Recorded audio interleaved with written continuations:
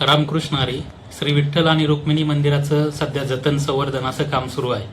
हे काम सुरू असताना श्री विठ्ठलाची तसेच रुक्मिणी मातेच्या मूर्तीची सुद्धा पाहणी पुरातत्व विभागाच्या अधिकाऱ्यांनी पाहणी केली होती आणि त्याच्यामध्ये पुरातत्व विभागाच्या अहवालानुसार ज्या मूर्त्या आहेत त्याच्यावरती रिस्टोरेशनची प्रक्रिया ही करणं आवश्यक आहे असा अहवाल दिलेला होता.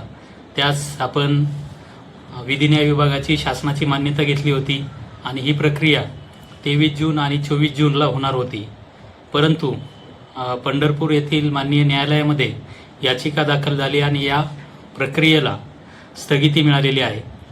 या स्थगिती अर्जावरती मंदिरे समितीमार्फत आजच अपीलसुद्धा दाखल केलेलं आहे. उद्या त्याची सुनावणी होईल. निश्चितच मंदिरे समिती आपली बाजू ठामपणे मांडून ही प्रक्रिया कशी योग्य आहे याविषयी निश्चितच कोर्टात दाद मागेल. परंतु आता उद्या आणि परवा या प्रक्रियेच्या निमित्ताने भाविकांसाठी मंदिर आपण बंद ठेवले होतं.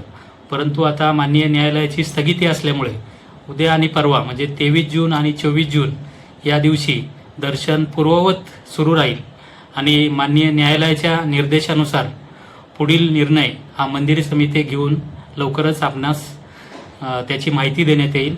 धन्यवाद.